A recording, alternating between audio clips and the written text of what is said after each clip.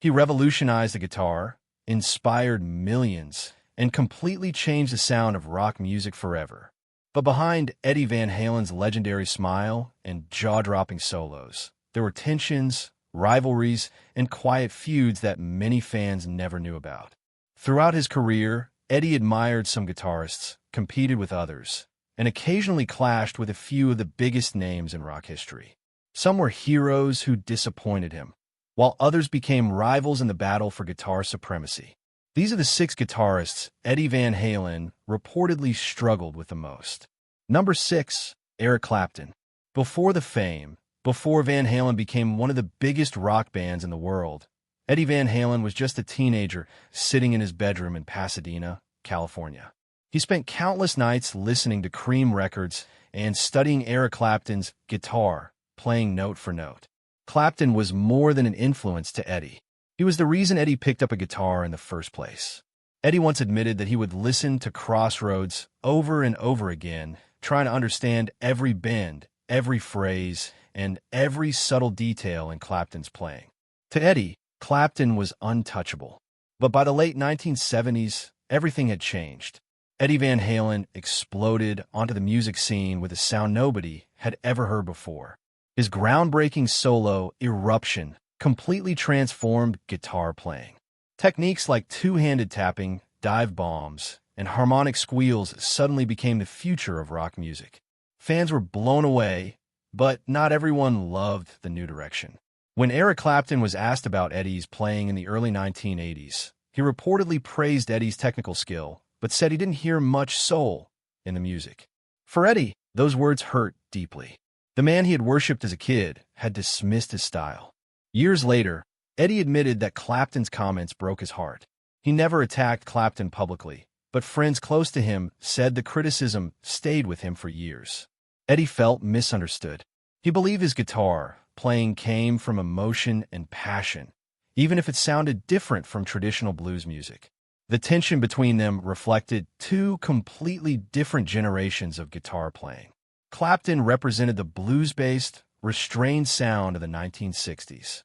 Eddie represented innovation, chaos, and fearless experimentation. Still, Eddie never stopped admiring Clapton. Even after the criticism, he continued calling Clapton one of the greatest guitarists ever. He often said that Clapton's tone on Crossroads was still one of the greatest guitar sounds in history. Eventually, Eddie realized that heroes are human too. The admiration remained, but the illusion faded. Number 5, Ritchie Blackmore. For young Eddie Van Halen, Ritchie Blackmore was another guitar god. As the mastermind behind Deep Purple and Rainbow, Blackmore had already built a reputation as one of the most mysterious and technically gifted guitarists in rock. Eddie studied songs like Burn and Highway Star obsessively, learning every riff and solo he could. When Van Halen's debut album exploded in 1978, Eddie suddenly found himself sharing stages with the very musicians he had idolized for years. But meeting Blackmore didn't go the way he expected. According to Eddie, their first interaction was painfully cold. He claimed Blackmore barely acknowledged him and refused to engage in conversation. Eddie later admitted that he felt crushed by the experience because he had admired Blackmore for most of his life. The silence hurt more than a direct insult. Eddie was naturally friendly and loved talking about guitars, amps, and music with anyone who shared his passion. Blackmore, on the other hand, had a reputation for being distant and difficult, even with his own bandmates. Years later, Eddie recalled how certain guitar heroes looked at him like a threat rather than a fellow musician. He believed many older guitarists felt intimidated by the sudden rise of Van Halen and the revolutionary techniques Eddie introduced. Blackmore eventually commented on Eddie's playing by saying he was a fine player but used too many notes. Fans debated that statement for years. Some viewed it as jealousy, while others saw it as an old-school guitarist criticizing the flashy style of a new generation. In reality, the two men simply approached music differently. Blackmore's style focused on control, precision, and classical phrasing. Eddie's playing was wild, explosive, and unpredictable. One represented discipline, the other represented freedom. Despite the awkward encounters, Eddie never truly hated Blackmore. In later interviews, he admitted he may have been overly sensitive at the time and continued praising Blackmore's influence on his own development. Eventually, even Blackmore acknowledged Eddie's genius and admitted that Van Halen brought something completely new to rock guitar. Number 4. Joe Perry. By the late 1970s, Van Halen had become the hottest new band in rock music. Eddie Van Halen was changing guitar playing forever, and everyone in the industry knew it. But not every veteran rocker welcomed the new kid on the block. Joe Perry of Aerosmith was one of the guitarists Eddie felt gave him the cold shoulder during those early touring years.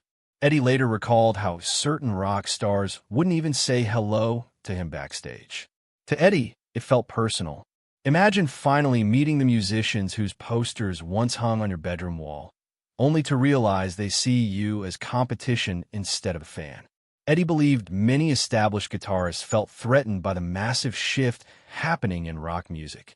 The older generation was built on blues riffs, swagger, and groove.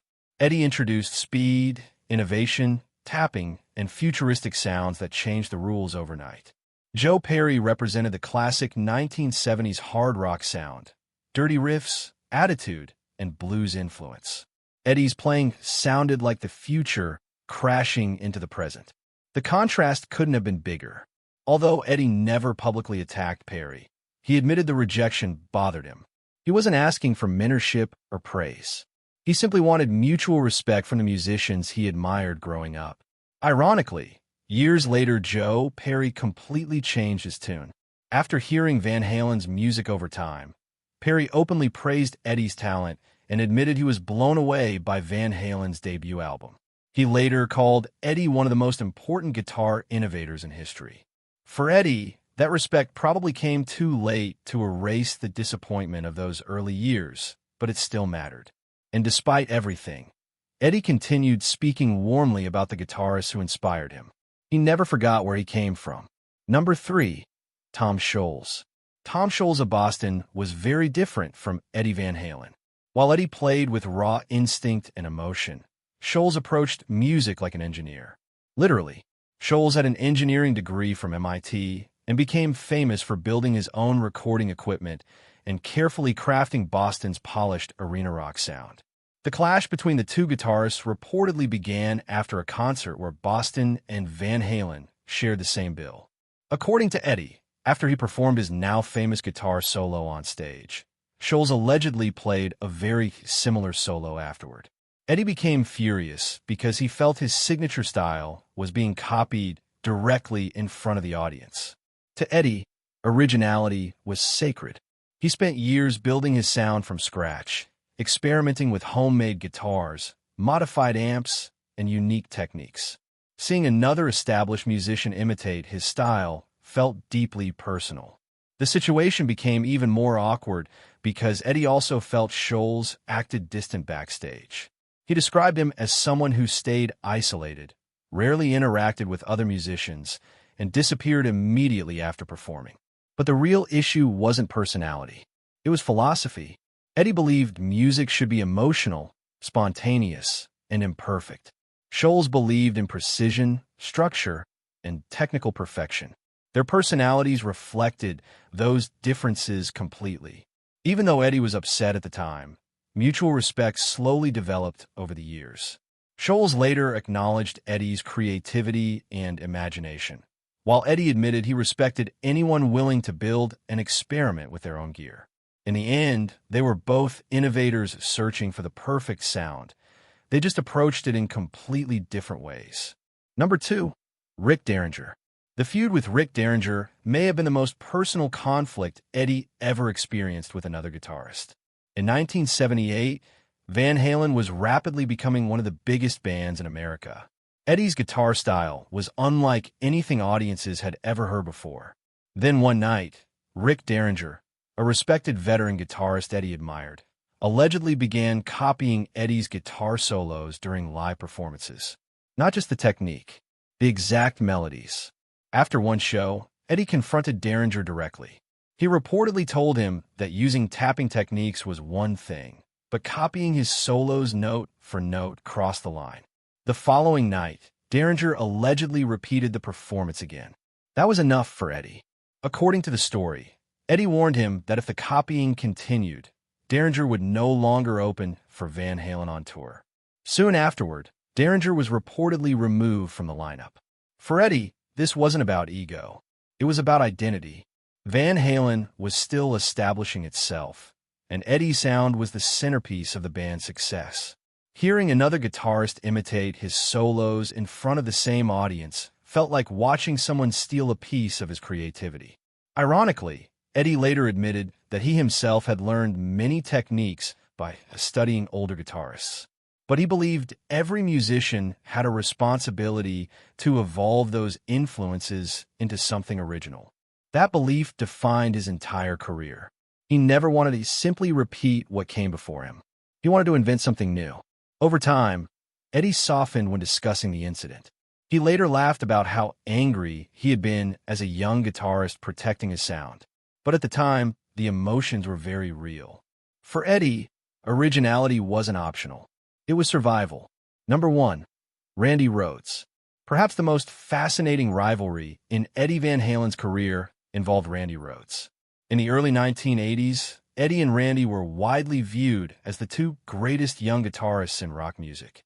Fans constantly compared them. Magazines fueled the competition, and debates over who was better became endless. Both guitarists were innovators, but their approaches were completely different. Eddie was explosive, instinctive, and unpredictable.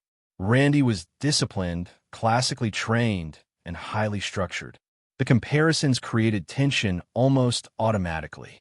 At one point, Eddie claimed that Randy had learned many techniques from him, including tapping and certain lead guitar ideas.